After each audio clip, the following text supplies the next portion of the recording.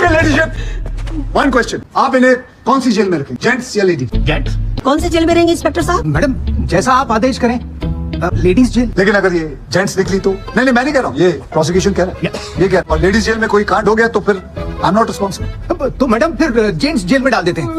और ये महिला निकली तो कौन जिम्मेदार होगा? That's a valid question. May I approach the bench? Yes you can. Madam आप है ना, बहन जी को बेल दे, मेडिकल टेस्ट हो जाए तो फिर किस जेल में रखना है उसका फैसला अपने आप हो जाएगा। कहीं ऐसा ना हो जेल में कोई हादसा हो जाए और उसकी जिम्मेदारी माय लॉर्डशिप पर। No, he is criminal. इसकी बेल के हम एकदम खिलाफ हैं।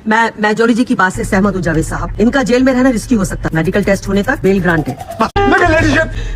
वन क्वेश्चन, आप इन्हें कौन सी जेल में रखें, जेंट्स या लेडीज? जेंट्स। कौन से जेल में रहेंगे इंस्पेक्टर साहब? मैडम जैसा आप आदेश करें, लेडीज जेल। लेकिन अगर ये जेंट्स निकली तो? नहीं मैं नहीं कह रहा हूँ, ये प्रोसिक्यूशन कह रहा है, ये कह रहा है। और लेडीज जेल में कोई कांड हो गया तो फिर आई एम नॉट रिस्पॉन्सिबल। तो मैडम फिर जेंट्स जेल में डाल देते हैं। और ये महिला निकली तो कौन जिम्मेदार होगा?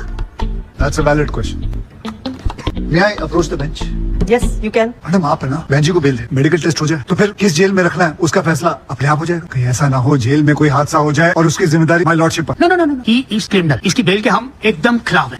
मैं जॉली जी की बात से सहमत हूँ जावेद साहब। इनका जेल में रहना रिस्की हो सकता है। मेडिकल टेस्ट होने तक बेल ग्रांटेड।